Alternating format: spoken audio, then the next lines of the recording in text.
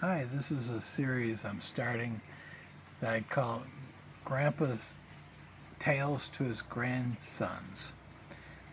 And I just wanted to share with you some of the stories from my life and see if you can enjoy them. So the first one I'm starting with is something that happened that impacted my life a lot. That happened way back around 1960. I was like 10 or 11 years old. It was during the summer, and I was living in Elk River, Minnesota. And I was coming home on a summer afternoon on my Schwinn bicycle from a Little League game. And I had my Texaco red hat on, and my baseball mitt was in a little rack in front of my um, bicycle. And I was almost home. The last block was through an alley that had a lot of sand in it. So I would get off my bike and push my bike through the sand to get into our yard. And as I got through that and got to our yard, I looked up and I saw something huge behind, kind of partially behind one of the big elm trees in our yard that faces 8th Avenue. And so I ditched my bike in the back alley there and went around the hedge to take a better look. And this object, it was round, it was larger around than our house, I think around 75 feet long, or diameter. It was about 30, 35 feet tall. It wasn't spinning, it was maybe spinning a little bit, hard to tell, but it was just drifting silently toward the southeast. And it was just over the treetops, just over our house. I was probably less than 50 yards away from it. And it was kind of brownish golden colored, uh, smooth around the outside. There were some areas that were a little darker, had a few little tiny things sticking out the top. Um, and I was fascinated. It kept drifting to the southeast and crossed Irving Avenue, which was also adjacent to our property, and it just passed over the tall poplar trees on the far side of Irving Avenue.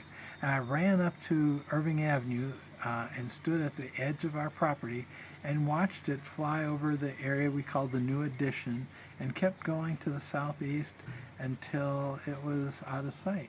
It kept that slow movement all the way. And I was just amazed. I thought I'd just seen some new experimental aircraft that was pretty exciting. So that evening I asked my parents, told them what I'd seen, and they didn't know what I was talking about. The next morning, I was a morning paper boy for the Minneapolis Tribune. I went down to the post office where they dropped off my bundle of papers, and usually every morning I would read a few minutes in the paper to see what was going on. And on the inside of the front page, on the left-hand column, was a story about what people had seen yesterday in the sky. And there were a lot of reports from people closer to Minneapolis, even police reports that had seen the same thing I did. And they called it a UFO, or an unidentified flying object. Nobody could say what it was. So that was my experience that got me pretty interested in this phenomena. And I wrote my senior thesis paper on the topic. And as I kept studying it, a couple of big questions arise. One is, are we the only intelligent life in the universe? And once I understood how vast the universe was, how vast our solar system was, how vast our galaxy was, and how many billions of galaxies there were in the universe, I understood that the odds of us being the only intelligent life is very, very slim.